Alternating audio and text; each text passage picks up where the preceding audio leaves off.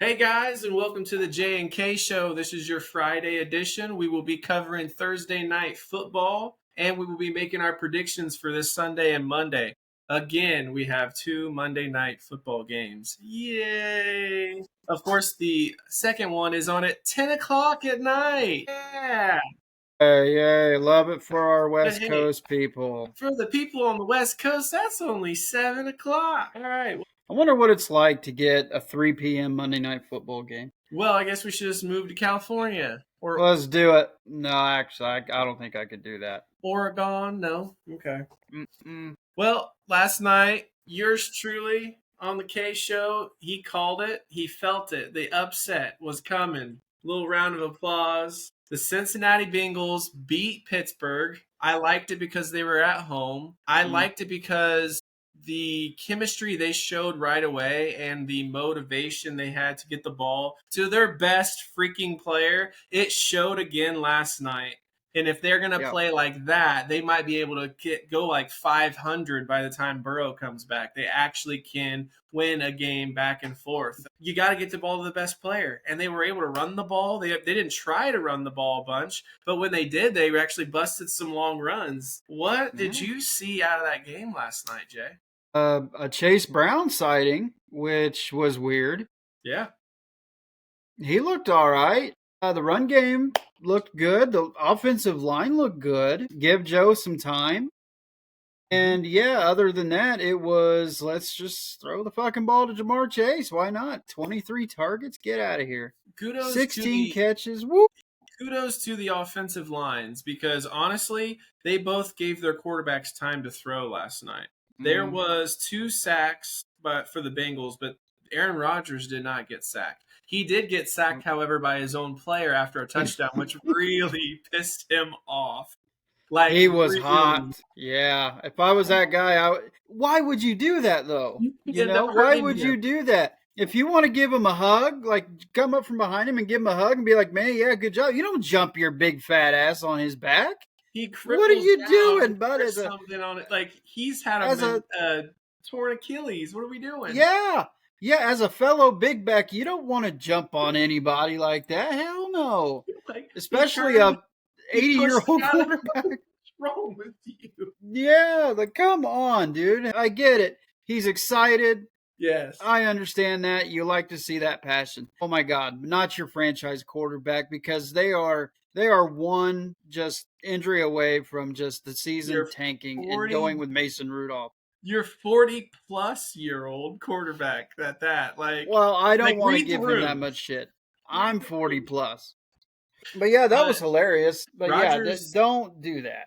he had 2 interceptions in the game. I think the deep ball was maybe a bad idea. He really in real time, I didn't feel he was even looking off the safety. I guess when they slowed it down, he was a little bit, but really, I thought he was just looking middle of the field at the safety and in his brain going, "I can get that in there. If I can I'm get that. Aaron freaking Rodgers, I can get that in He there." But did. he actually, in my opinion, it wasn't really the safety making the play. I think Rodgers actually missed it by about 2 or 3 yards forward. Metcalf really didn't Mm-hmm. get there in time. So I think he actually missed on that deep ball, believe it or not. And that's really Mm-hmm. why it gets picked. If DK is able to compete for that ball, which is what Aaron was intentionally, he's intending for, Yeah. then they probably not a pick. But he actually just missed a little. Yeah, that could have been a challenge with DK, but yeah, Aaron overthrew that thing by a wide margin. Yes. I was like, wait a minute, what are you doing? Yeah, DK may have had a little bit of separation, but yeah, he way overthrew that ball, which you want to see, I guess, because he can still chuck it down the field. Yeah, he way overthrew DK. That he might have had 2 picks. That's the only one that I can put on Aaron. The Mm-hmm. other one, oh my God, what a play by DJ Turner, man. I Former Wolverine. Former Wolverine. But he yeah, slowed oh it hell of a play. down, and it was a really good play. But in my personal opinion, I don't think that was a pick. I don't think it was a catch either, but That's what they what a hell of call. an effort. I think they were just saying, you know what, let's reward the effort at least, He which, he refs have been doing wrestles it that lately. away from DK, but I feel like the ball kind of had slipped. You're really not going to be able to convince me, and I think maybe other football guys out there too, that he absolutely had possession of a football before falling out of bounds. Like he ends up with the ball. You're right, he did rip it out, But if you're really going to say he had possession, like he absolutely Mhm. had possession, I don't buy that. That wasn't really a pick. Yeah. It is what it is, but I disagree with it completely. I think they should have called it Yeah. incomplete. It was going to be one of those. It was going to be too close, really, anyway. And with it being called an interception on the field, they had to stick with it. Yeah. So, yeah, I mean, good job, with that. But yeah, it was still a hell of a play by Turner. And, I don't think either defense particularly showed up last night. But I mean, the Bengals defense at least looked a little more competent than what they have been in weeks past, but they still gave up way too many points. And where in the shit has Pat Fryermuth been? He was Where's awesome. he? I forgot he was on the goddamn Steelers. Like, Move. dude, whoa. It's like, yeah, maybe he's getting a little revenge for James Franklin or something, but fuck, man. That was just I ridiculous. really thought Ridiculous. I put on here the Muth touchdown game over. I actually thought it was going to be game over. I was really surprised the Bengals were able Yeah. to get down there and get that field goal. What a catch by T Higgins and I called this game the IQ win because really Joe Flacco was phenomenal and hit everyone, right on the money. Chase had a drop or so. T Higgins though, he slides at the end so they can bleed that clock dry. I'm like, wow, Yeah. like what a just a if there was anything, I guess I have to admit I was wrong as far as the idea to bring Joe Flacco. I doubted they could block for him. I truly did. Mm-hmm. But I feel like, went in and when they got Joe, I feel like they actually was like, okay, we have to be as creative as we can to block for him. I feel like that's how they should have treated it with Browning Mm-hmm. and Joe Burrow. But great job blocking. And Joe Flacco just carved Pittsburgh up. And Yep. like you said, 16 to Chase. That's a good day.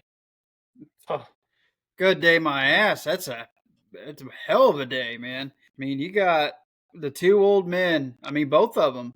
They As were much all shit, as much shit as they were getting all week for it to be in the icy hot bowl the or the senior citizens bowl, the nursing home bowl, whatever. Those two went out and both of them put on a hell of a show. they've set the Uh, bar high for the week. Like, okay, QBs, yeah, everyone else in the league, see if you can, throw for 300. And I mean, they set the yeah, bar high. very high. Yeah, no, yeah. Flacco, to his credit, he's doing it again. He goes to a new team and gives them life. It did start in Green Bay. They didn't win the game, but they looked at least a little more juiced, Yeah. where they were motivated. And he didn't have any turnovers in Green Bay, and you would expect.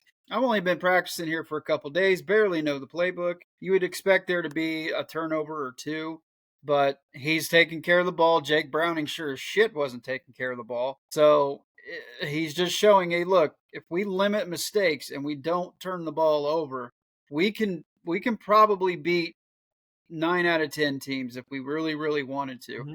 And if you have Jamar Chase getting 16 catches and T. Higgins getting almost 10 himself, Yeah. you can't stop it. You That's just can't the stop thing. it. And I They've really, wonder if I wonder if the Cincinnati PD informed Ramsey's family where to pick up the corpse at, because he got murdered last night. He had a bad night. Old dude was just getting toasted and yeah. committing penalties. He was just not having a good day. Yeah, and he tried that flop. Chase has the drop early in the game, and he Mm-hmm. like celebrates like he got it. And I'm like, I started laughing. I was like, you didn't fucking catch that. He's just like, Yeah. yeah. And I'm like, dude, at no See the point did ball you have rolling that by the ball. goalposts. It's like, you don't have it, dude. What are you doing?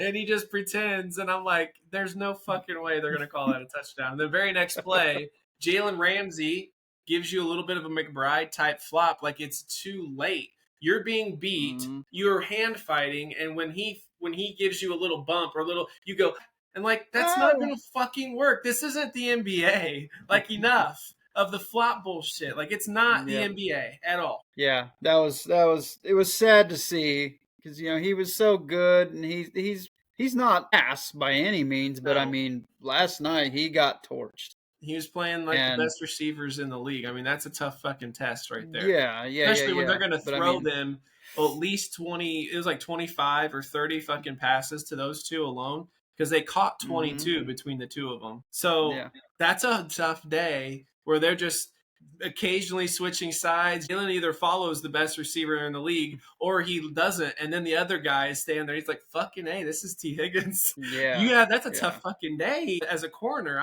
I think it's probably the second hardest position in the NFL is a corner now with all of the talent at wide receiver. Quarterback Mm-hmm. being number one, I think corner is the second hardest because man, every day could be a bad day. Yeah, it could be. Just when you got two explosive dudes like they got, Mm-hmm. it's hard to match up movement with them, and it's hard to tell where they're going because Jamar Chase is such a crisp route runner. Yeah. He's so good that Yep. you can't. You His can go ahead and pencil him in for 8 catches about every game anyway. But for 16, oh my God, that's just yeah. that's bad. Send him some help. He needs it. Yeah. If I was him, I would be running down the sidelines like, "Help me!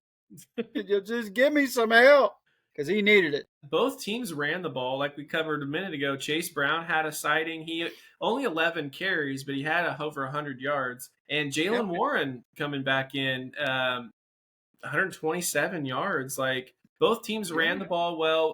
If I'm being honest, the defenses kind of got their asses kicked last night on both sides because Yeah. Bengals, every time they seemed like they got close to Aaron Rodgers, I mean, credit to Aaron. He looked phenomenal escaping all of the Mm-hmm. stuff. He was just turning his body. He was jump stepping backwards, going left, right. I mean, he was avoiding every little thing, and his blockers were finishing the block, creating a lane every time. And honestly, the same for Cincinnati. They did a lot of that as well. Joe Flacco with an RPO keeper late in the game.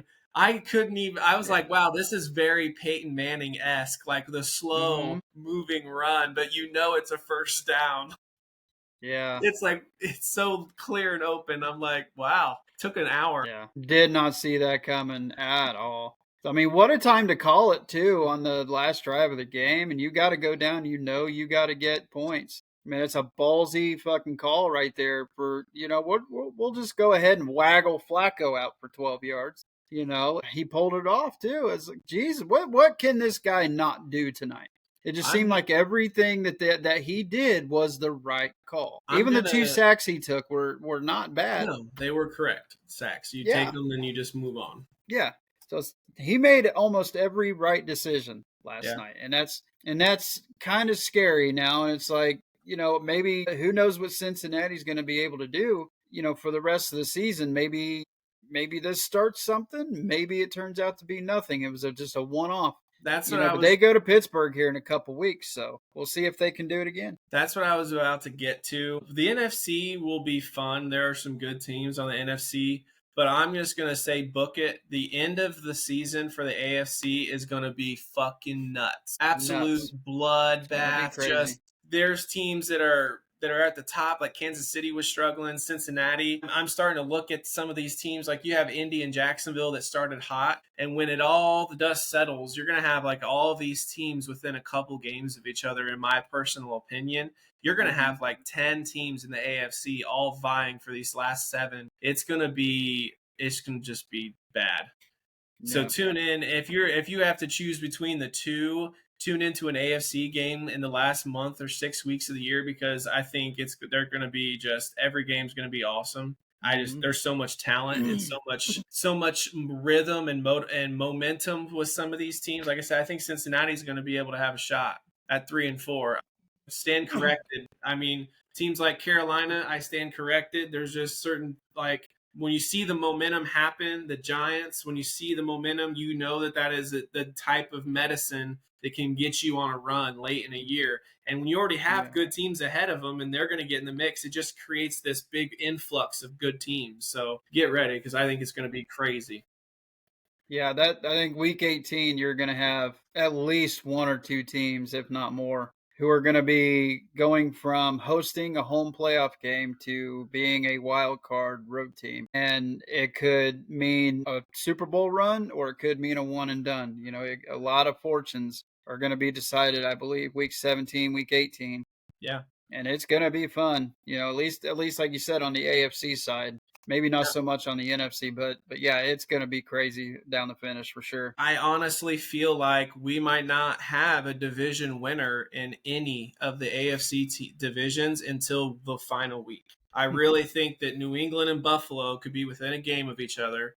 That we and Uh, Jacksonville, possibly Houston, I think we're going to be within a game of each other. Kansas mm-hmm, City, the Chargers, Denver are going to be within a game of each other, and then you've got the one I'm forgetting, the Baltimore division. Obviously, they're falling out of it, but Cincinnati's going to be back, in Pittsburgh, I think they're going to be within a game of each other potentially. I don't know that mm-hmm. any of these will be won, and your seeding and everything, I think it's going to be a completely nuts. Week 17, week 18, there's going to be so much possible movement. It's going to be crazy. I really do think that everyone's going to be within about 2 games of each other at the very end. Yeah, yeah, it's going to be a crazy finish.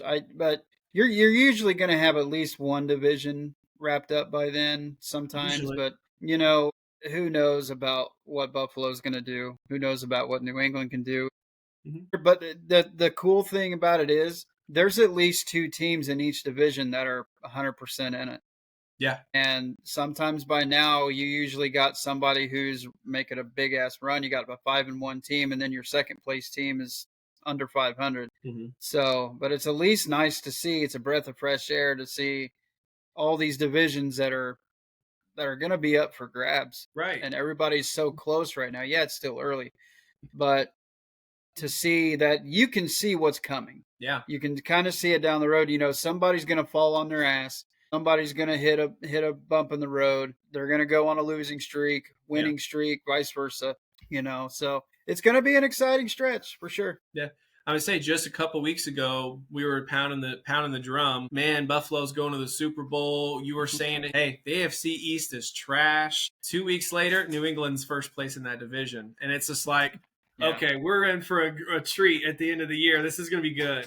Yeah. I never thought I'd be happy to see New England in the mix again, but it's a Just the different team. It's a composition. different vibe, Yeah. It's different. It's not Belichick Brady, and it's not, the same garbage recycled all the time. No. It's, It's a respectable coach, who's kind of chilled yeah. and everything. He's a player's coach, and then you got Drake May who's playing really well. So it's gonna be fun, man. Yeah. Fun. I think they're more of like a Tennessee Titans version since Vrabel came from Tennessee. So it doesn't Mm-hmm. it doesn't suck as bad to see the New England be okay because it's just so Yeah. different. Everybody there is different. There's just no leftover BS from Brady and Belichick and all that. There's really no leftovers. So it's just like, all right, Mm-hmm. we this is the new generation, a totally new generation of Patriots. We don't have to have that angst and shit for them. It's like, yeah, we still hate the fans and maybe Robert Kraft and stuff, but everybody else we're good with. Vrabel's a hell of a coach. They got some good Yeah. young players. Like it's not the same as it was, so we can move No. past all that. Yeah, we can look past it now. All right, so we're gonna move into our predictions for this Sunday. I think we're gonna have some different because just to warn you, the way I was feeling with Probably. Cincinnati, I'm still feeling frisky. Yeah, well, let's see what happens, bud. All right.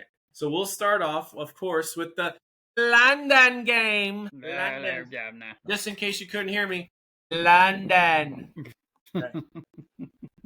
All right. So the London game, we got the LA Rams versus Jacksonville. Now, this is a home game for Jacksonville, we all know. And if anybody is Yeah. ever going to move to London, unfortunately, it will be Jacksonville. I don't see anyone else moving. Yeah.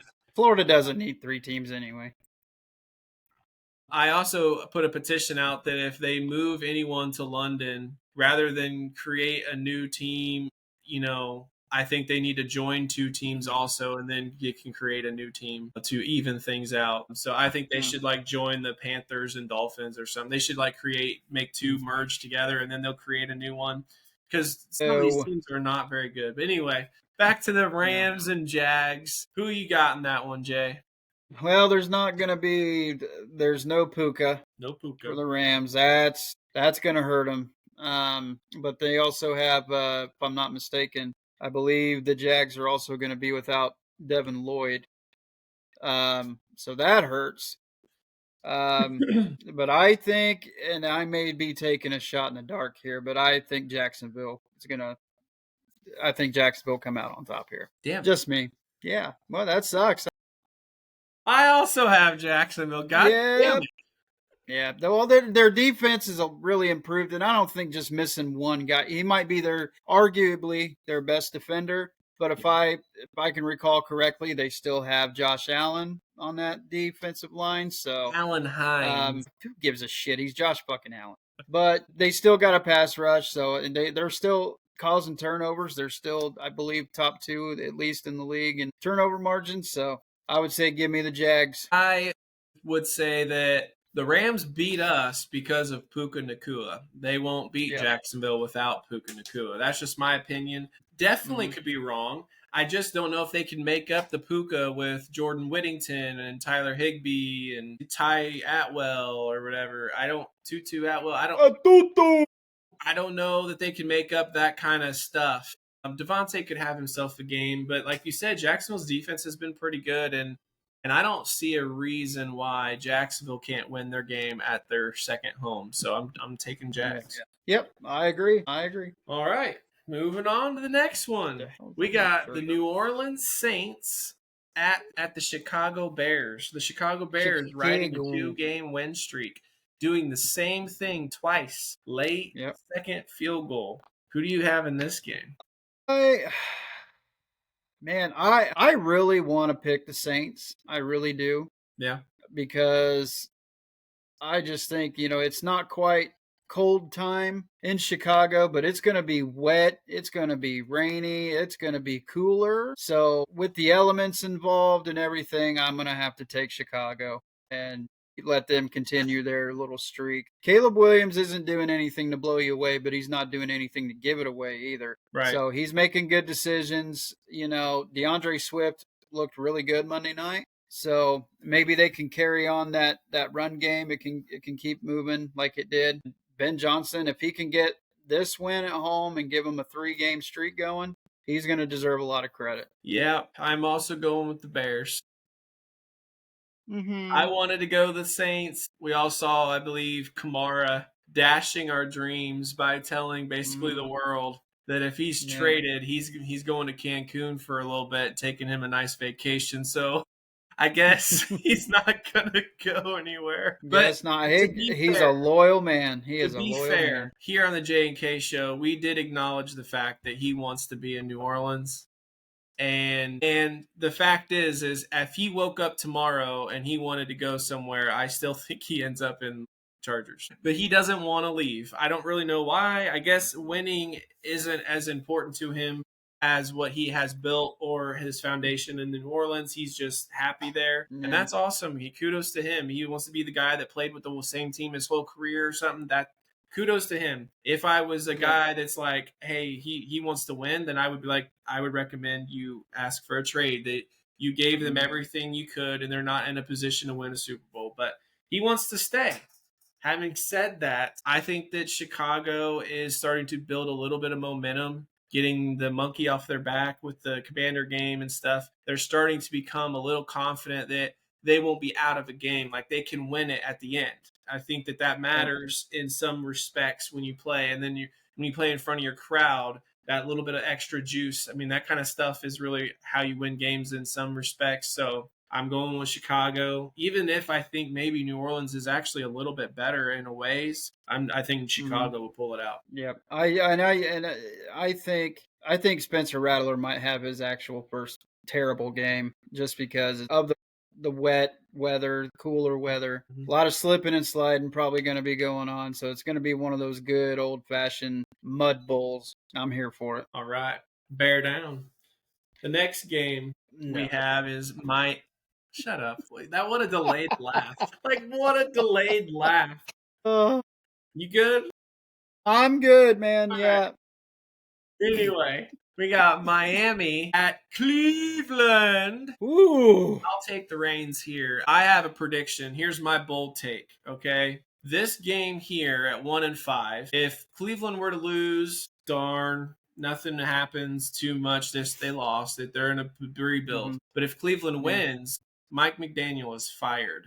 because they're both 1-5, and they just lost to Carolina. Miami did. I think losing to Cleveland to Dylan Gabriel would be the moment the management says, okay, we're done with McDaniel. I think they're looking to fire him anyway. But at this point in the year, to go to 1-6, I absolutely feel Yeah. it. Bull take. McDaniel would be fired, and because of that, I'm going Cleveland. So I'm sticking to my guns. Cleveland beats them, and Mike McDaniel is fired from the Dolphins. Yeah, if there was ever a game where I could predict a tie, this would probably be it. But since we can't call ties, I go Cleveland too. Oh, you asshole. No, just strictly because of the defense, and there's no other reasoning as to why. You compare the defenses of these two teams. Cleveland's defense is miles above, no pun intended, miles above Miami's. And you look at the offenses, I think Gabriel can probably do just enough against the Miami D to give them at least a couple of scoring opportunities. I don't see Miami getting past the 50 more than 2 or 3 times. So I would say probably, and Cleveland's going to be the same way. It's going to be wet and nasty. So all over the Midwest here, across Illinois, Indiana, Ohio, Michigan, New York, even, it's going to be a shit show this Sunday. So Yeah. at least for your outdoor teams. So I will take Cleveland in probably like a 9-3 game. Yep. It's not going to be very high scoring. It's going to be nasty. So Yep. I will actually take the brownies and look for Mike McDaniel at your local food pantry next week. I agree. The nasty weather, not only does it usually favor the home team, but the style of football, it favors Chicago over New Orleans, and it favors Cleveland over Miami. Yep. This is the game I was referring to moments ago, where it's like, if you were just able to take those two teams and put them together, they would be a pretty good football team. Cleveland's defense Yeah, a little with bit. Miami's offense, maybe grab like Judkins and bring him over to Miami, and give it a little bit of a run as an offense. But like just the Miami Browns or the Cleveland Dolphins, and then you create a brand new. The Cleveland's had a new team before. Yeah, there ain't no Dolphins in Cleveland. I'm just saying. Anyway, so yeah, Cleveland wins. Moving on to the next one, I think we're probably going to go the same here. New England at Tennessee. I'm not feeling an upset in this game. I picked against New England last week, and they showed me that they are actually a legitimate playoff contender. I'm going with New England. Yeah, by a mile. Yes. I think and it's at Tennessee, but I think Vrabel's going to send a message. Hey, you not only did you get rid of me, but you just got rid of my replacement. So how's that working for you, bud? I think he's gonna unload every agony on them. Probably, and it won't be close. I think it'll be over early. Maybe Tennessee grabs everybody by the balls because sometimes when you replace your coach, the next week you come out and play inspired football. So, but I don't think they're going to do that. I really don't. I just see New England going in there, trouncing them. Drake May sits the fourth quarter, and it's just over. Yeah. I would say that if Tennessee had like a decent coordinator that like some people were kind of vying for a little bit, and then they signed with Tennessee or something just in case with Callahan, then I'd say, oh, the guy that moves up, you're right, the juice could be there. But I went through the roster, the management and coaching, and I didn't see anybody that I felt like would have some juice. So it's like I don't think there's going to be a big change in any kind of way. Could be wrong. But I mean, Mike McCoy does have NFL coaching experience, but there's only so much you can do with this roster. Yeah. Outside of Jeffrey Simmons, I just don't see anybody doing anything. No. All right. The next game we got the Las Vegas Raiders at Kansas City. Unfortunately, this one will not be close either. Kansas City's going to beat the shit out of them. And I had people going, I'm watching videos of people, and they're like, Vegas always plays the Chiefs close and all that. And it's like, I agree. When you look at the scores over the last few years, I agree. But the circumstances are usually the Kansas City's been playing fairly well. They have a fairly good record. These circumstances are Kansas City hadn't been playing fairly well. They finally got a good win on the year, barring controversy, of course. And now they have Rashee Rice back, who, by the way, they are treating as if he's coming off this hellacious injury instead of a fucking felony. But anyway, Kansas City's going to roll the Raiders because that's what they get to do all the time. Crosby will get held 4 or 5 times and not get called, and they're going to roll them 38-13. It's going to be bad. Yeah, I don't know if it'll be a blowout, but the Raiders do seem to play Kansas City very well. Their defensive scheme has Mahomes' number on occasion, but that was Antonio Pierce. That was every other coach beforehand. But Pete Carroll, I just don't see it. I don't see the defensive dominance or the frontline dominance that they've been pulling off in the last couple of years to actually upset Kansas City at home. Right. But I think it'll probably be, a 10, 13 point game. I don't think it's going to be a massacre by any means. But, Gino's going to Gino. He'll probably turn it over. The refs may call it a little bit tighter because of all the attention that they've been getting this week and the studies and everything that have come out finally. Kansas City's still going to win, and they're going to win comfortably. But I would say look for the officiating to maybe be a little bit more close. But I don't see the Raiders pulling anything off in an upset this week at all. All right, moving on. This next game is actually pretty interesting now. Philadelphia at Minnesota. Who do you got in that game, Jay? I don't see Philly losing 3 in a row. Neither I just don't. I don't. And maybe it's good. Maybe it's good that they're going on the road and they're going a while away because I don't think that they would want to be playing in front of their fans right now and having a slow start. If they were to start the game with like a 5 and out in Philly, they would be getting the boo birds in immediately. So I think it's a good thing they're on the road. They can just focus on them and what they got to do, and they don't have to worry about the crowd, turning on them. So I think that'll give them a little bit of confidence, and they'll actually go in there and they'll get after Carson Wentz a little bit. I think Jalen Carter's going to be playing, so look for their defense to kind of step it up a little bit. So I will take Philly. Okay. For the viewers at home, what exactly is a 5 and out? Well, they go in and then they get maybe a first down on the first or second play. Okay. So they get a first down on like pretty quick. Yeah, like Saquon will break a 12 or 13 yard run, and then they'll shit. I didn't know if you were insinuating there was like a penalty that redo the down or what you were saying exactly. Like, yeah, they'll get like a penalty, but then they'll still screw it up and then have to punt or something. So anyway, I'm also going Philly. They're not. That's exactly what you said. They're not losing 3 in a row. I don't care that they're going to Minnesota. Like you said, it's probably better that they are. They'll be able to spend the time of the game getting comfortable. I think Minnesota has played fairly well, but Philadelphia is going to use this game to get back on track, in my opinion. So I got Philly. Yeah. That's 10 days in between after losing to the Giants. They've had some time. So when you do have a short week, you take a loss.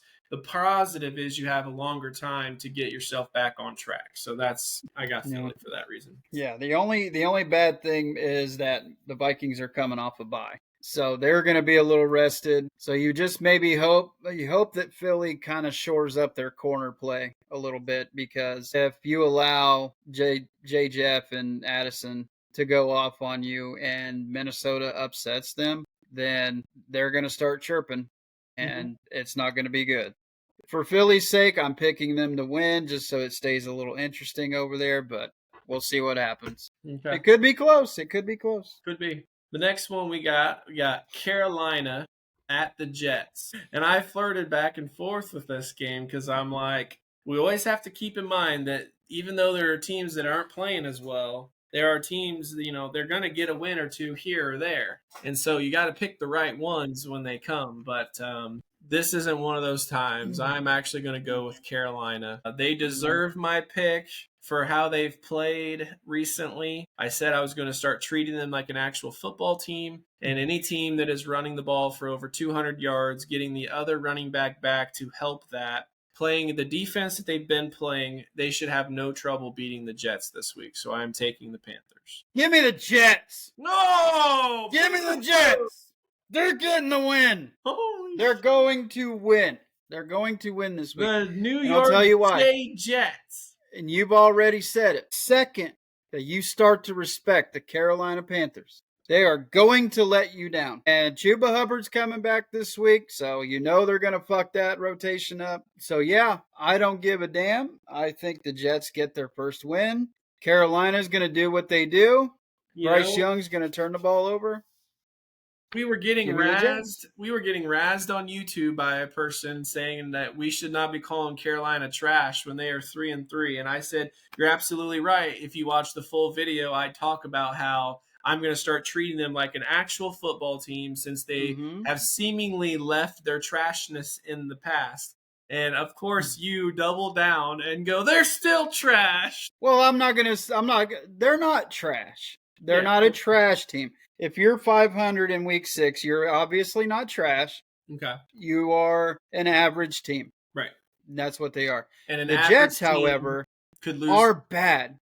The Jets have been really, really bad. Yes, they're only 6. Yeah, but I believe that Carolina presents that matchup that will allow Justin Fields to do what he does. And if you're Aaron Glenn, you've got to let him run the fucking ball. Call running plays for him. They have to do that if they're going to have a chance. He's not a pocket passer. Never has been. Never will be. There will be plays where he can throw from the pocket, of course. But he's better in motion. He's better throwing on the run. He's better when you roll him out and give them that threat to run. Then the defense will move up to prevent him from being able to run. So if they would just play to his strengths and allow him to play the way he needs to play to have success and stop trying to make him something that he's not, he can do great stuff and he can actually win games. I believe in him. I know that he can do it. I've seen him do it. So I believe Carolina will present that matchup that he's going to have in order to have a great game. I think he does that. And I think the Jets get their first win. We'll see what happens, though. I love it. You're sticking up for the Buckeye. You've seen his possible potential, and like you said, I love the point. As soon as you start to believe in the Carolina Panthers, they will let you down. So they will let you down. What a good! I feel like you've been picking the Jets a couple times this year, and they've let you down. So what a good! Our first difference on here this week, Jets. And and I think I picked the Jets maybe one time. So don't get too harsh on me there. Well, I think you picked them against Miami and maybe one other time. Shut up! 2 times that you missed it. Anyway, the next one. Feel attacked? The next one, and I will swear on everyone in my life, when I made a comment this week that the Giants were better than the Denver Broncos, I had no idea that they were playing each other this week. So... buddy, you better stick to it. I'm sticking to my fucking guns. The Giants are going to beat Denver this week. It's at Denver, right? Yes, the Giants are going to have the sweet leg for the win, 24-21. They're going to get the win. Jackson Dart is electric, and the Giants defense are going to give Denver Broncos fits because we've seen that the Denver Broncos offense is a sputtery offense. They don't have that rhythm. They have to run the ball really well. They have to get Bo out of the pocket, really get him moving and grooving. No offense, but they don't have amazing receivers. They have complimentary receivers. They can be good. But is Cortland Sutton not more of like a Marquise Colston for like the Saints, like back in the day with Sean Payton? Like, don't we feel like as good as he is, he has a cap to him? Like, I'm not looking at him and thinking he's a top one in the NFL. He's a solid one, but not a top one. You can slow them down because their talent at the top isn't as talented as other people when they have their guy at the top. Yeah. That's a tough call. I would probably put Cortland Sutton as a top 20 receiver. No. I definitely would. I mean, how can Absolutely you not. not? He's a big body. He's been doing it there consistently the last few years. It doesn't matter who's playing quarterback there. If we have He's putting time, up when numbers, we get and done with he's predictions and we have time, we will go through and I will say we'll run that through. Who's better? We're going to do that segment. I'm going to prove a point. There's no way in hell that mm-hmm. Cortland Sutton is a top 20 receiver. T. Higgins is a Oh number yeah. two and he's better than Cortland Sutton. We'll just run it through. I guarantee. Now, I'm I not saying guarantee. that there's not twos on other teams that are better, Yes, which but means he's not I really do. that I good of a would one. put him in that top 20 just simply because of what his output has been, no matter who the quarterback or the head coach is in that team. He's been through a lot of different coaches and a lot of different quarterbacks, but he still produces. It may not be numbers that blow you away, but it just seems like every game he's coming up with a couple crucial catches or touchdowns, always scoring touchdowns, it seems. So I would put him a little bit higher than you probably would, but I honestly I don't think there's any reason to keep him out. I wouldn't put him probably any lower than 25.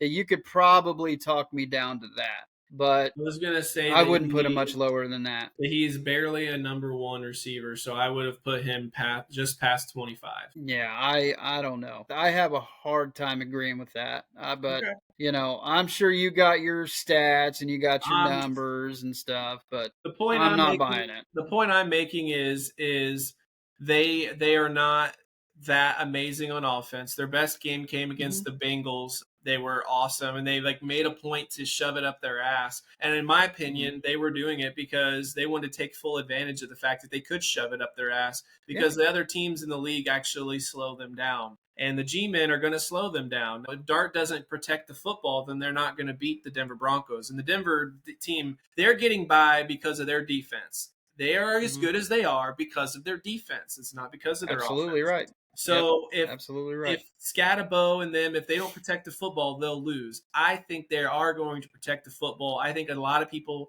will expect the Giants to fall on their face after beating Philly, and that's why I'm taking the G-men, and I might even put money on it. And that's why I'm taking the fucking Broncos, dude. Whoa! That's Boo! why. No, for defense, the defense, both teams have a really good defense, but I just think, Denver being in that mile high altitude, you got a rookie guy, a couple rookies who haven't played in that thin air yet. So we don't know how it will or will not affect them. So, that might just be enough to kind of make them have to hit the oxygen tank a little bit on the sidelines and get a little loopy. It might come down to old buddy might have to put Russell Wilson back in the game, and get pissed off again. He may if Jackson Dart has to go to the medical tent again, Dayball just may be like, fuck it, we lose. Hey, We're leaving. I'm glad you brought that up because Russell Wilson being a Bronco last year, tell me that's not actually a positive for the New Well, York two Giants years ago. this week. 2 years ago, but we won't Whatever. count him being in 2 years Pittsburgh. ago, fucking hell. We Mm-hmm. lost a year because of COVID. Anyway, the G men having Russell Wilson being able to tell them about Sean Payton and how he kind of his vibe and his aggression, the way he likes to call things and what his go tos are and everything. That's going to help Mm-hmm. G men on defense. As Yeah. far as the breathing apparatuses needed, as long as nobody suddenly has like sickle cell that you didn't know about, I think they're going to be okay, right? And if anybody is Yeah. having an issue medically, then okay, that's a different story. Something I always say, Denver has to play in it too, and they have to hit the oxygen tanks. It's not like you can Yeah. just wow, since we play here 8 times, we are more accustomed to it and we don't need oxygen or whatever. They get tired and they Yeah. feel the thin air just same. So Well, I'm they going they deep. live in it. They live in it. They train in it. They're used to it. Nah.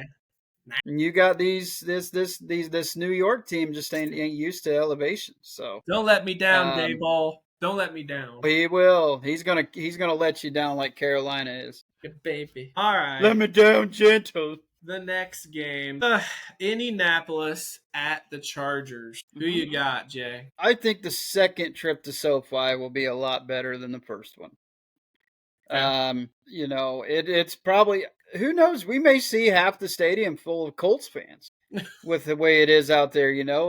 When the Rams are playing in SoFi, it's a lot of Rams fans. When the Chargers are playing in SoFi, it's an away game. They decided to So work overtime at their job. yeah, or something, but I think we will have learned a lesson, from the last time we went out there. We got a little bit of experience, playing on that field. So the Chargers are going to be hard to stop.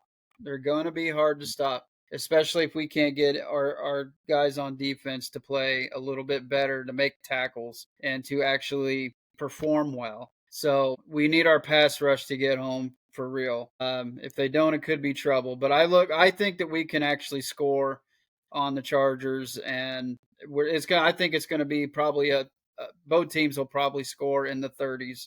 But I think it'll be a little bit closer than maybe we want it to be. But I think Colts pull it off. You're picking the Chargers, aren't you? My journalistic integrity is very important to me, and it's important it's important to me that I am not a biased person. I want my takes to be how I feel the takes should be from an unbiased perspective. So Mm-hmm. we went to LA once this year. I think that we will also lose again to the Chargers. I think that the unknown running backs will cause us a little bit of a problem. The less game tape on Haskins and Vidal, that is the kind of thing that we usually lose to guys like Michael Turner, third string for the Danian Tomlinson. Just random guys that take it to the house on a 75-yarder because we're not expecting it to go to them because we don't know what it looks like for the game to be called to go to them. It seems like it always catches us off guard. They have a lot of weapons at wideout. Josh Downs has been ruled out. That's going to be a Mm-hmm. blow. He's a chain mover. We're going to be relying probably on Mitchell, which is a bad thing because that's how we lost the other game. It's bad juju. Mm-hmm. I was as a Colts fan, I'm going to be like, hey, Mitchell's going to be the guy that wins us the game. He's going to make the play. He's going to get it off the hump because the Colts are, they have some divine destiny. They're going to be good this year. They're going to be solid. But the football acumen in my brain is telling me that's is going to spell mostly an issue. And so I'm going to pick the Chargers for journalistic integrity. Ew. I Well, know. the Chargers are what, 4-2? Yes. And they have sputtered Okay. recently. So you would Yeah. say that we're the favorite. And they just kind of, when you play someone, the timing of it, all of those things kind of matter. If we're playing Mm-hmm. them and they're playing well and they got Hampton, we can kind of steal one in LA. But in this circumstance, the momentum, it's like they need to get back on track or they're going to be 4-3 and we'll be 6-1. Yeah. And it just looks unlikely that that would happen. The statistical anomaly, like that is not something that I would say you could really see happening. It's more likely the Chargers and us are both at 5-2. Yeah, I get all that, but I'm still gonna go to the fact that they are on their third left tackle. Yeah, and They hail that are one. using their backup running backs, and they had to have a desperation last minute play to beat the fucking Miami Dolphins. Yeah, like I'm not even counting that as a win. They basically have lost every game or played poorly Sad. since losing Alt. So Yeah, I absolutely think, and I'm not going to sit here and be like, oh, yeah, AD Mitchell's going to make a game winning touchdown. No, I don't think anything like that's going to happen. Well, I think that he will play better, and if given an opportunity to make a play, that he will make a better decision. Absolutely. yeah, But I don't foresee that happening. I would be more apt to say, this is going to be like an Alec Pierce kind of game, or Pittman has another great game. But I said we still have a great offensive line. We still have Jonathan Taylor. I think that's what we need to do. We need to ride him all game long, and I don't think we need to look back. Throw when you need to, absolutely. But I just think that we match up well with them, hmm and I think that we could absolutely beat them. The only game that we've lost was our own fault. hmm So yeah, we haven't played anybody as they would like to say, but I think even if we do beat the Chargers, I think they're still going to say we haven't beaten anybody. But let them say what they want. But I do absolutely think we're going to learn from our mistake at SoFi earlier this season and redeem ourselves a little bit. yeah. Like I said, I'm hoping I'm wrong. Obviously, I'm rooting for the Colts, but Mm. yeah, just as one of those things I've seen before, timing wise. So the gut was saying, it will fall just a Yeah. little short. Yeah, pay unfortunately. no attention that it's another 4:05 kickoff like it was against the Rams. Let's not pay attention to that. Right. We're cross country flying over there. Just, it's just one of them things. Moving on. The another 4 o'clock game we've got, we have the Commanders at the Cowboys. Now, Terry McLaurin is out again. And they're also talking about how Debo Samuel could be out. So Jaden Daniels cannot keep his top guys healthy. You've Yeah. got Dallas, who blew it last week, could be getting CeeDee Lamb back. Who do you Well, got in from this?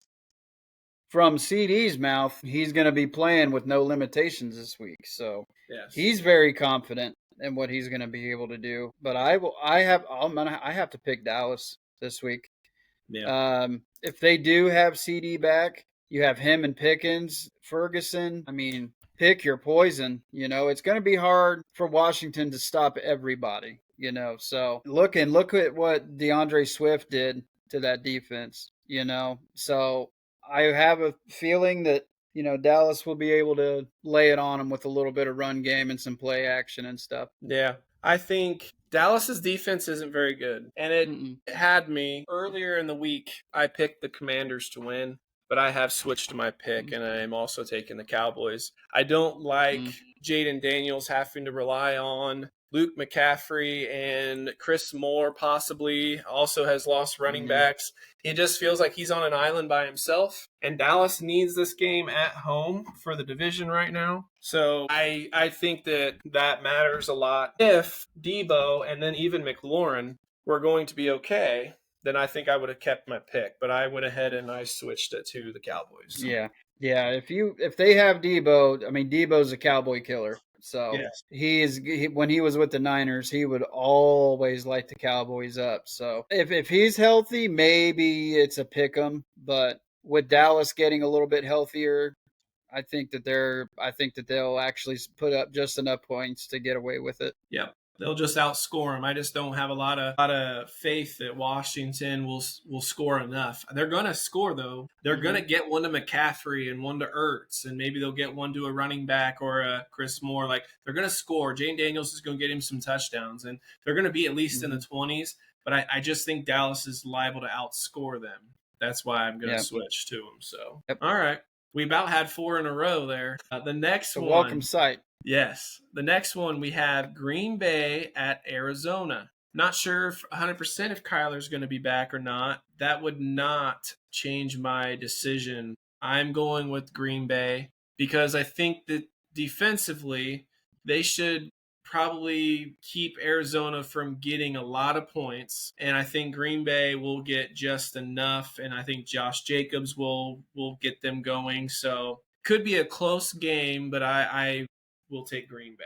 Yeah, I don't see any reason why anybody would pick Arizona. If Jacoby gets the start, I mean, okay, maybe they do a little bit better. But, if Kyler goes, I don't know. I just don't think that he won't do as good if he starts against Green Bay's defense. I think if you're the Cardinals, you look at Green Bay coming in with that defense that they have, and it's a damn good one. I think you would rather see Jacoby Brissett start this week because he can give you timely throws.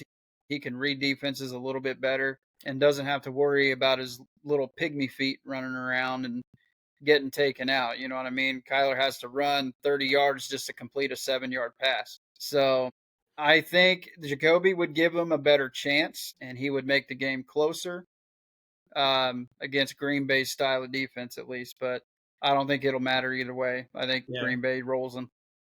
I think Kyler has played well against Green Bay in the past, and I don't think if Kyler was healthy, then I might consider Arizona to some degree. But the fact that even if he plays, he could still have some limitations or he could still be dealing with a little bit of his injury. I just don't like that scenario for either way. I don't think Brissett is necessarily a better option, but he may be with Kyler dealing with injury. Yeah. Regardless, I don't think that their ceiling is quite high enough to win the game. I think Kyler being fully healthy would then give them the best chance because he gives them that scrambling aspect. Without their running game going, they don't have a running game. And without that, without Kyler, and you can't run the ball, they're really one dimensional. And I think that they're going to run into a bad situation against the Green Bay, who would love to make you one dimensional if they can. I mean, and then they can let the pass rush be more active. I think what's gotten Green Bay in trouble is they haven't been able to stop the run consistently enough to unleash the pass rushers on them. For me, Green Bay should win. They have played down to their competition, so I was still a little hesitant in this pick, but I am picking Green Bay. Yeah, and I'm not sitting here saying Jacoby's better than Kyler. I just don't think Kyler's 100%. Right. And I don't think he'll be able to scramble out of any sort of rush, but I think you would probably want to give him another week, and maybe with another week that foot can heal up and not get trampled on, by the Packers. So I would still, it would be my suggestion to them would be to play Jacoby another week, let him get hit, let him take the punishment because Kyler wouldn't be able to, I don't think. Okay. Alrighty. The Sunday night game is a lot more interesting than I expected. These teams are a lot closer than I expected. We have the Atlanta Falcons at the San Francisco 49ers. Yeah. I feel like Atlanta's momentum after what they did to Buffalo is exceptional. And San Fran they just are so unhealthy. Kittle could be back, and McCaffrey's still solid, but Atlanta's still really good. I really went back and forth on this. I think it's gonna be very close, and I just went with San Fran on this one. Yep, that's where I would go. Yeah, Atlanta made Buffalo look foolish, but they only made them look foolish with Drake London and Bijan Robinson. I don't think San Fran will let them do that. San Fran will probably not allow you to do that. You're missing Fred Warner, obviously, big loss. Yeah, his absence will be felt. But I don't see Michael Penix blowing anybody away. And if you're San Fran, your guys are good enough that you can limit Drake London's catches, and you're going to force Penix to get to his third read, which is probably not going to give him enough time. Yeah. So I think San Fran will do just enough. I think Mac Jones is playing really, really well. Even in their loss, he's played pretty good. Yeah. So he's not going to give the game away, I don't think. Yeah, Atlanta's defense has been on a pretty good roll since they got trounced by Carolina. But I just think San Fran at home. Yeah, I don't want to pick against them. Okay. Yeah, I feel like Atlanta's momentum and having to play Buffalo on Monday night and then turn around and now you got San Fran on Sunday night. I don't know how they drew that. I mean, that's kind of a tough couple games, obviously. But Penix, I think that Mac Jones is more likely to play really well than Penix at this point. That doesn't mean could be wrong. Penix could have himself another great game. The running backs are kind of a wash for me. They're both awesome. They're both great. Ironically, even with they have Brian Robinson, they kind of have a good backup. So like the running games should be there for these teams. The defenses are probably closer to each other now with the injuries the 49ers have taken. Like a lot of this is very much equal. I give the edge based off of home game, the travel from Atlanta to San Fran. I look at that, and I give a little bit of a nod to Mac Jones or a Purdy if he was ready, which he seems to not be, over Penix. But I could easily see Atlanta winning. I give that tight nod. Like this should be a field goal type of game. And I just give the nod to San Fran just because they're at home. To truly honest, I would probably pick Atlanta if they were at home. Yeah, I probably would too. But they ain't cooking at home, buddy. They got to go to San Fran and step on a little sidewalk poopy. All righty. Moving on to the two Monday night games. To the Monday night's credit, these are both good. Yeah, I like both of these games. Obviously, the first one is exactly, again, it's like you spoke it. It's exactly what you are calling for your NFC Championship game, and we're getting it on Monday Night Football. It Mhm. reminds me of a couple years ago when we had like a Bengals Niners shootout one year, and they were talking about how it was a 43-41. It was an amazing game, and everybody wanted more of it. It was so good. This could be one of those games. The downside is Tampa's so injured. It's Yeah. Tampa at Detroit, and Detroit got jobbed on Sunday night, and they were they have a lot going on, very annoyed with everything, and then Tampa's so injured. I hate picking against Baker on this one, but he is without every starter that he started with week 1. I Yeah. have to pick Detroit. Yeah. They're 5-1, and they have not put their best team on the field yet. Yeah. It's really hard. It's really, really hard to pick against that. But if they were playing anybody else, I would probably take Tampa. But you're playing a Detroit team who just got thoroughly, morally embarrassed Yep. against the Chiefs. Yep. They are probably deeply, deeply offended by the referees. They have heard nothing but Brian Branch talk all week. They have heard nothing outside of that scuffle that happened. That's all that they have going on. When you have Dan Campbell going on radio shows, and confirming what happened, saying, well, they Yeah. told me it came from New York. And then the referees came up and said, no, it was our call. New York had nothing to do with it. Dan Campbell probably has a rage in him right now that he said, you know what? We're going to take it out on arguably the best NFC team right now. They have an opportunity to make a statement on primetime TV in front of the world that we're going to be the team to deal with. It ain't going to be Tampa. It's going to be Detroit. And I think they're just going to pull a couple plays out of their ass that are going to come out of nowhere. And it's going to be brilliant. And outside of that, I think it's a lot of Montgomery. It's a lot of Gibbs. And they're just going to smash as much as they can. So I would say Detroit absolutely will more than likely come away with the win here. I would honestly say that I expect the very first play from the line of scrimmage to have Jared Goff do the exact same play, right? But line up correctly, right? Yeah, I'm And then ready to laugh at establish that. himself. Hold on, and then establish himself as a running back, and then run out so they can hike the ball to Montgomery, but then he'll just run it or fake pass and run it, right? So that it's a troll job to the NFL. Like here, this is the correct way to do it. So just on a side note, a lot of people yelling about us, especially about us complaining about the golf thing, right? If it's a rule, it's a rule. The complaint Yeah. is you are not allowed to review from the NFL upstairs. You are not allowed to, on headquarters, review a play that has been scored a touchdown and then throw a penalty. That is not allowed in the process. That is what we're saying. That isn't Yeah. allowed. That is against the rules. The NFL referees on the field, they didn't catch it. They had to be told by the NFL upstairs, the New York people, to look or talk about, or hey, this isn't the right call, or this isn't right. Did you see him line up? They had to be told about it.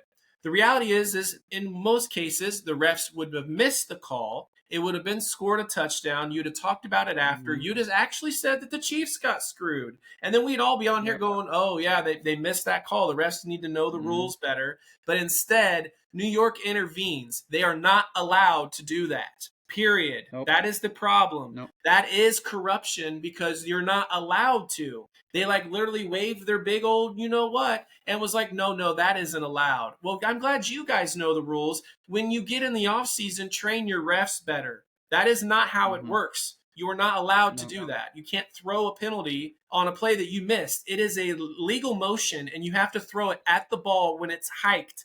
They illegally did that. That was an illegal move. So I don't want to hear any of these Chiefs fans not understanding or comprehending what happened. You guys are stupid. Yeah. Pay attention. They're not allowed to do that. Yeah. And Rant over. actually listen to what we're saying. We're not sitting here saying, that they lost because of that or anything like No. that. We're just putting it out the way that it's written. Yes. And they need to follow that process as well. So that's the only thing that we're saying. Just let that go. If you want to say, okay, we missed it, and you give KC a makeup call later, how many times have we seen them do that? You Right. know They what I would mean? never admit to that, but they do. They They do would it all never admit the it, but time. it happens. It does happen, and I think 99.9% of NFL fans understand that, and they're fine with it. We get away with one, and it's obvious you're gonna make it up somehow. Mm-hmm. So yeah, just follow the rules as they're written for everybody, all 32, not just one or Mm-hmm. two, all 32. Yes. Follow it, and maybe Detroit didn't play great in the second half. That's why they lost the game. They didn't play well in the second half. Mm-hmm. They didn't score enough. They Yeah. didn't move the ball good enough. That's why they lost. Yeah. And I think that, after all that shit happened, after everything, I think they're going to come back, and they're going to come back just laser focused, determined to make a statement on Monday. And that's why I think they'll prevail over Tampa. Now, my other take on this is if Baker Mayfield goes into Detroit and beats Detroit, I don't want to hear a single fucking fan in the entire world tell me that Baker Mayfield is not the MVP. Not one. Absolutely. Not one person. I don't not in the comment section below, nowhere. You better not tell me he is not the clear front runner for MVP. I don't want to hear Mahomes. I don't want to hear Josh Allen. I don't want to hear Lamar Jackson. I don't want to hear any Yeah. running backs. I don't want to hear Jared Goff. Nobody. Don't mention a single fucking person ahead of Baker if he wins this game because he hadn't have any of his guys. And with what just happened to Detroit, they have no business winning this game. That would be how damn good they are and how fucking good Baker is. So just throwing that out there too as a take. That he's a clear MVP if they win this game. If Tampa wins. I would still, unless he just goes out there and falls on his ass, I would still have him as the front runner, even if they do lose. Right, but you can have the argument, because right? The argument. yeah. You'll hear it. One thing. There is no Yeah, argument. you're gonna hear it. There would be no argument. No. Yeah. None. Nope. None at all. None at all. Couldn't argue it. All right. Also, you said you would take Tampa any other time. If they were playing at Indy, would you take Tampa? Just curious. That's a tough one, right? You would take Tampa at Indianapolis. I think right now Tampa on offense, everybody's having a hard time stopping them, and you look at how banged up we are on defense too. It's just going to be hard to stop, and they're playing lights out with 6 and 7 string receivers for God's sake. So, I mean, as bad as we played against the Cardinals, with our guys that are out, Kenny's out, Ward's out, we got a couple other guys who are banged up. I would take Tampa to probably beat us, even if it was at Lucas Oil. But, I just think Detroit is going to be on a path, and they're going to be looking to send a message. And I don't think that Baker's going to play bad. I don't think Baker's going to sit there and have 3 or 4 turnovers or anything. But, it's just, I think that Detroit is just going to come out and play motivated ball. Mm-hmm. And when you have a team that's playing motivated ball like that and looking to send a message, they're either going to fuck you up or they are going to lay an egg. But I don't see a Dan Campbell team going out and laying an egg. Understood. The other game we have, I think, is actually could be very good because Houston got themselves right a little bit with the little Baltimore tune-up game before they went on bye. So now we have Houston at Seattle. Who do you got in this one? Well, I'm going to go with Seattle. 12th man, defense. That defense is so underrated. I think Stroud, even because, it's not like Houston has this reputation of coming off a bye week and being, just immortal. But I just don't see that. I don't see it happening. I think Stroud probably is going to regress a little bit to back where he was in week 3 or 2. And I think they're going to turn the ball over. I don't think their run game is going to be very active. I think Seattle's going to stop them. And I don't see them slowing down Darnold or Njigba. So give me Seattle, and I don't think it'll probably be particular close in the second half. Don't you fucking do it. I'm not going to fucking do it. I just had to give you the look. Don't look at me like that. I'm picking Seattle also. The defense is fantastic. Good man. What I will say is I don't see Seattle running the ball particularly well. I think that Houston's defense has been a very good job stopping the run. Same for Houston. I don't think there's going to be a lot of running involved. If CJ Stroud is able to not be harassed too bad, then they would have a chance and win. Unfortunately, I do think he will be harassed fairly often. That don't mean he won't still have a couple great throws. He is a solid quarterback. But in the end, Seattle on defense will be enough, and their offense will be enough to win this game. No running, though, in my mind, and it'll be a lot of passing. Smith and Jigba maybe better than Nico Collins right now as far as that Oh, connection. absolutely. I mean, now that I know Absolutely. it's only 6 games with Darnold and Jigba, but right now it just feels like they are absolutely cooking, like a Goff to Amon Ra, like they just have the connection right Yeah. away, and it's just good. Yep. I mean, Yeah, six games out of that has been enough. Yeah. And yeah. Jigba is right now, if you're counting, even if you're counting their entire work of art here, I would have Njigba above Nico as far as wide receiver rankings And right both of them now. are And Jigba, ahead of Cortland Sutton. yes, they would both be ahead of Cortland Sutton. Maybe not Nico. Maybe him and Cortland Sutton and Nico would probably be a little bit closer. Nico. But no, Yeah. stop it. No, you're being ridiculous. Stop it. Stop your ridiculous shit. Your brother But from another mother. Come on. my cousin Nico, yes, I know. We go way on back, but it's just here this season you haven't really heard a bunch out of him. He's had a game or two where he's had some good production, Yeah. but he hasn't been anywhere really on anyone's radar. No. So Houston has they started haven't. very slow. Very Yeah, slow. CJ's rookie year, he was phenomenal. Yes. But since then, it's been a pretty tough stretch. Agreed. All righty. So we have 3 different this week. We have the Carolina Jet game, the Giant Denver game, and the Colts Charger game as different. So I can't believe you.